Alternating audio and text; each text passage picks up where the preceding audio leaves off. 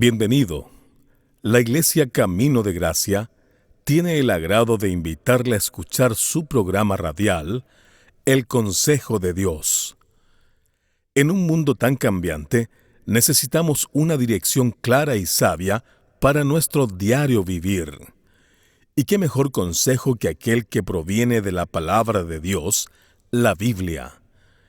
Directamente desde el púlpito de nuestra iglesia, nuestro pastor Andrés Escárate nos comparte el consejo de Dios. Al considerar la declaración de nuestro Señor Jesucristo en Mateo capítulo 16, verso 18, las puertas del Hades no prevalecerán contra ella, creemos que a través de la historia del cristianismo, Dios ha protegido a su pueblo, a la iglesia. Y hoy vamos a considerar nuevamente cómo a través de la historia de la iglesia, el pueblo del Señor ha sido perseguido, porque esa es la intención de Satanás. Presta atención a la octava parte del tema Jesús anticipa la iglesia. La persecución de la iglesia. Y los cristianos fueron acusados, ¿sabes de qué? De ser ateos.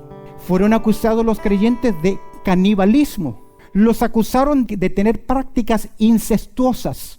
Finalmente los acusaron de ser anárquicos o rebeldes, de no sujetarse a las autoridades y tener a otro rey, no a César o a Nerón, sino que tenían un rey llamado Jesús. Pero eso es contrario. Si bien es cierto, Jesús es mi rey soberano. ¿Amén? ¿Amén? Nosotros fuimos enseñados a respetar toda autoridad. Romanos capítulo 13. Entonces las acusaciones fueron falsas y la persecución vino por 3, casi 4 siglos, hasta la pérdida de pureza de la iglesia en el siglo IV hasta el siglo XV, XVI, XVII. ¿Por qué la pérdida de pureza? Porque Constantino en el 324 une a la iglesia con el Estado e hizo un matrimonio religioso prohibido por Dios. Porque ¿qué comunión tiene la luz con las tinieblas? Y surge una iglesia predominante con prácticas, con tradiciones, con enseñanzas de hombres que no provenían de la palabra de Dios. Y por siglos la Biblia se ocultó a la luz de los hombres. Las iglesias, las catedrales, tenían una gran Biblia abierta. Desde el siglo V las Biblias que se utilizaron fue el latín por la versión de Jerónimo. Y estaba en un gran púlpito una gran Biblia abierta en latín y la gente no sabía leer ni escribir. Pero sobre ese púlpito había una reja metálica, una cerca, de tal forma que ninguna persona por casi 15 siglos tuvo la oportunidad de acercarse a la palabra de Dios.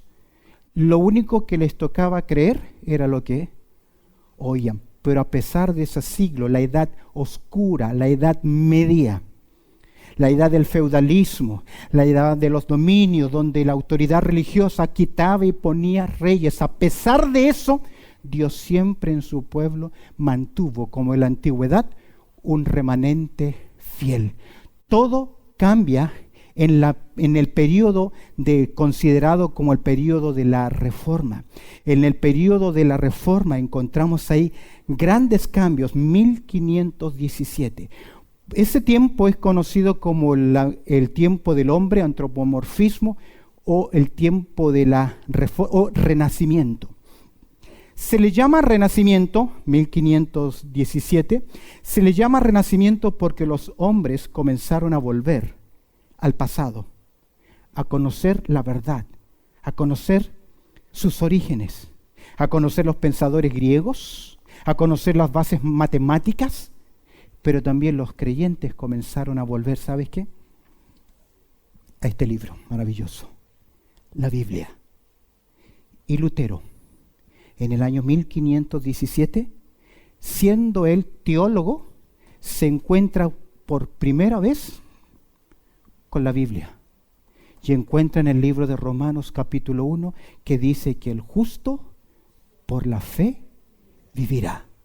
Y Dios produjo en su vida un cambio y de ello surge la Reforma, 1517. Mira, pero Satanás, ¿qué hizo? Ocultó la verdad.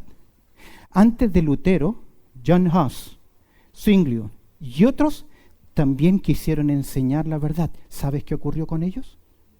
Los quemaron, los asesinaron, acallaron sus voces. Lo que hoy nosotros conocemos de la verdad de la palabra de Dios, a ellos le costó la vida. ¿Por qué? Porque desde el Hades, Satanás, ¿qué hizo?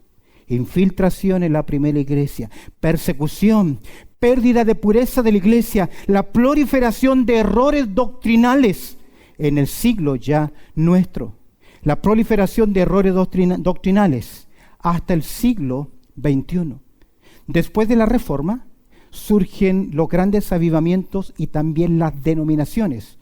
Lutero, los seguidores de Lutero se llamaron luteranos, los seguidores de Calvino se llamaron calvinistas, presbiterianos, etc. Surgen las grandes denominaciones.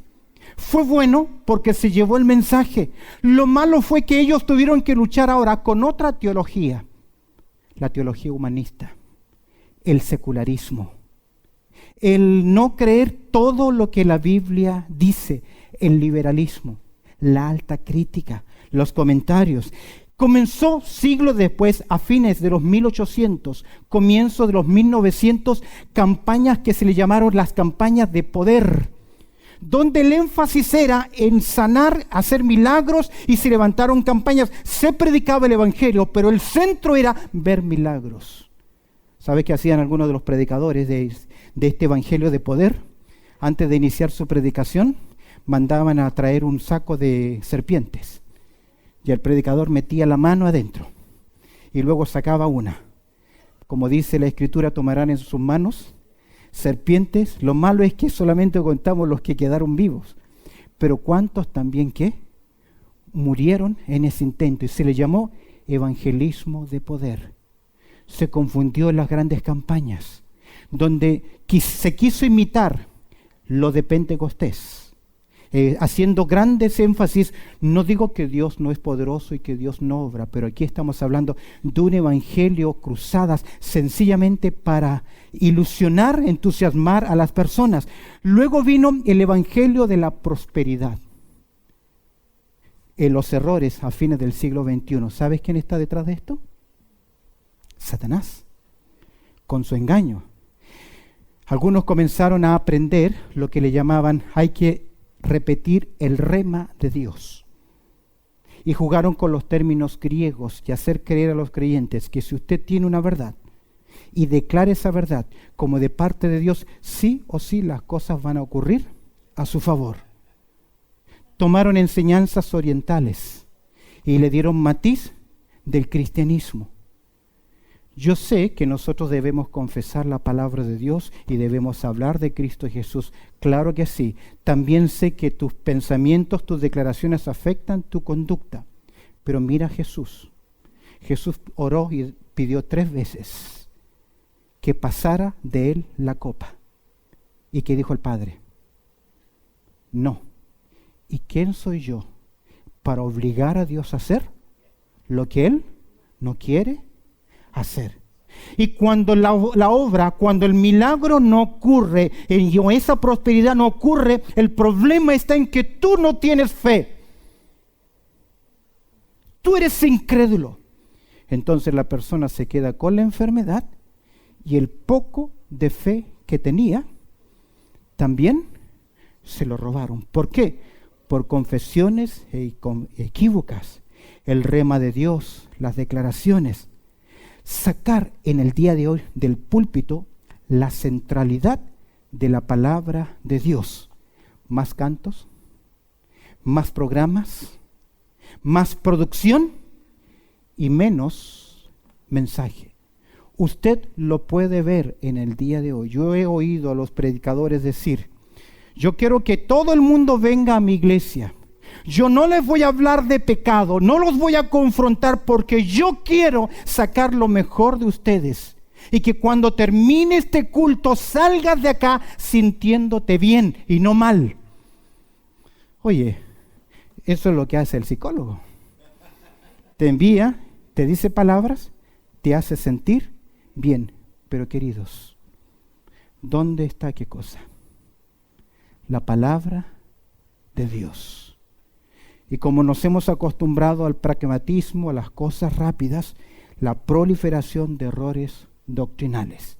Y hoy, si no me gusta, si el predicador es muy largo, si el culto es muy serio, muy formal, si no me entretiene, me cambio y me voy.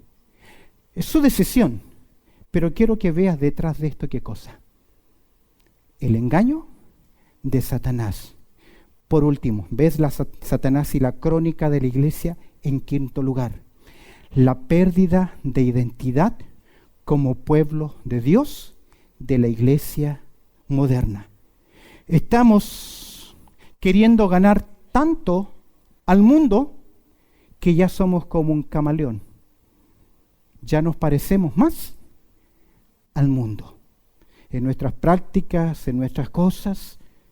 En una iglesia estaban adorando al Señor y en medio de la música cayó un lienzo.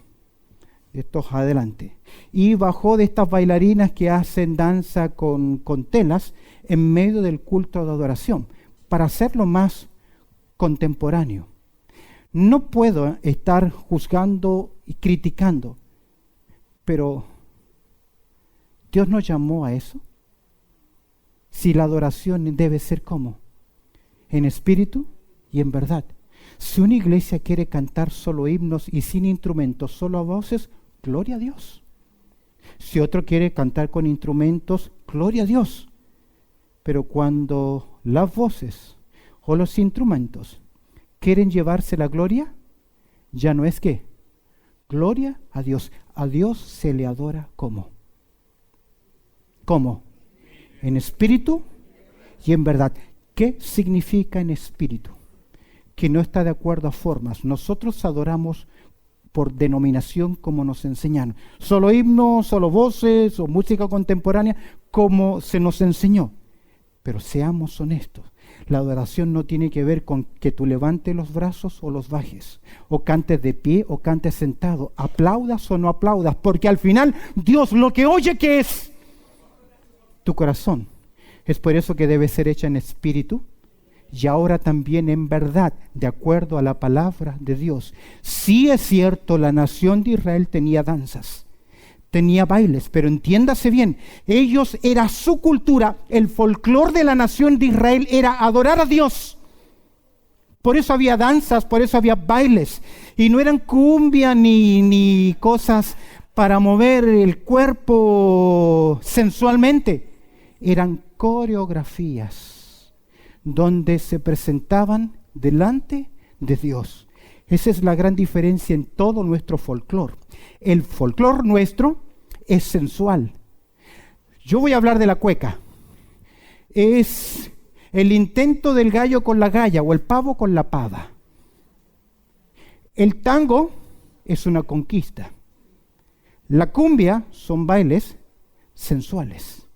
No corresponde esa música, ese folclor que adore a Dios, porque tiene origen y motivaciones ocultas. Yo respeto quien quiera adorar a Dios con su bachata, con lo que quiera, está en su libertad en Cristo.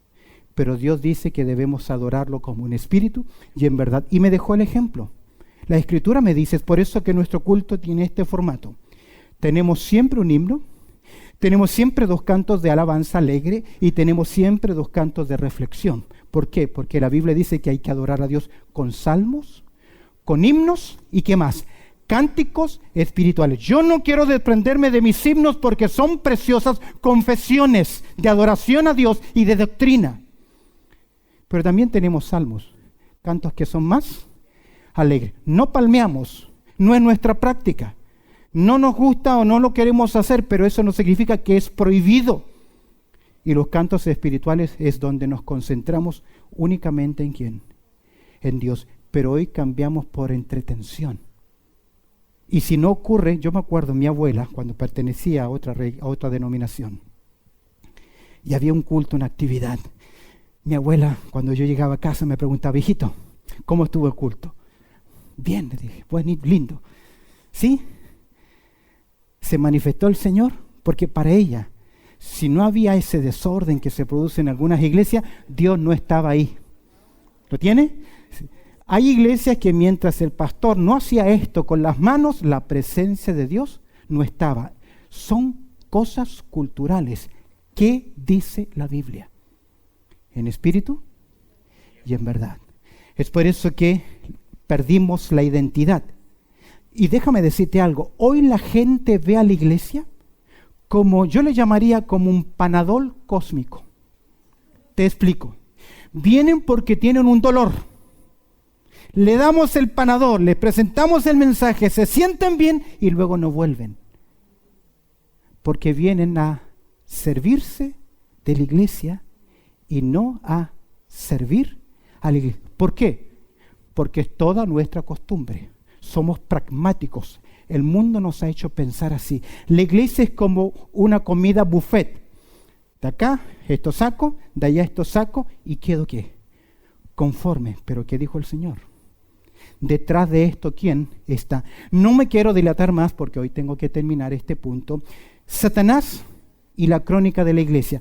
Puede ver cómo Satanás en la primera iglesia la persiguió, persecución, pérdida de pureza, proliferación de error y hoy la pérdida de identidad.